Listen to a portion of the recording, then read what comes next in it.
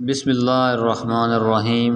Video میں حضرت سلیمان علیہ السلام اور ملکہ بلقیس کا قصہ بیان کیا گیا ہے۔ بلقیس کو سلیمان کی طرف سے اسلام کی دعوت ملی اور وہ جنگ میں جانے کی بجائے تحفے لے کر اس سے ملنے گئی۔ سلیمان نے اسے امتحان کے طور پر اپنا تخت لانے کو کہا اور آصف ابن برخیہ کی مدد سے پلک جھپکتے ہی تخت لایا گیا۔ سلیمان نے اسے ہموار شیشے سے بنا ایک صحن دکھایا جس سے اسے سورج کی پوجا کرتے ہوئے شرم محسوس ہوئی۔ آخرکار مسلمان ہو گئی اور اسے یمن واپس بھیج دیا گیا۔ اس کے لیے 3 محلات بنائے گئے۔ حضرت سلیمان اور ملکہ بلقیس کی کہانی کے بارے میں اس وقت کے بارے میں سیکھتے ہیں جب یمن پر ملکہ بلقیس کی حکومت تھی اور حضرت سلیمان کی عظیم سلطنت دنیا کے بیشتر حصوں پر قابض تھی۔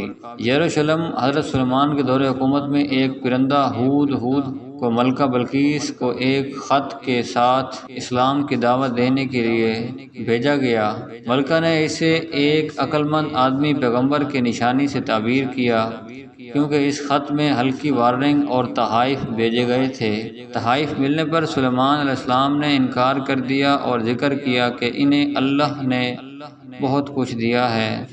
آخرکار سلیمان علیہ السلام نے سبا کی سلطنت میں آنے کے لیے کمک بھیجی۔ حضرت سلیمان علیہ السلام اور ملکہ بلقیس کے درمیان ہونے والی ملاقات کی کہانی بیان کی گئی ہے۔ حضرت سلیمان کے خلاف جنگ میں جانے کی بجائے ملکہ بلقیس نے اس سے ملنے اور تحفے لانے کا فیصلہ کیا۔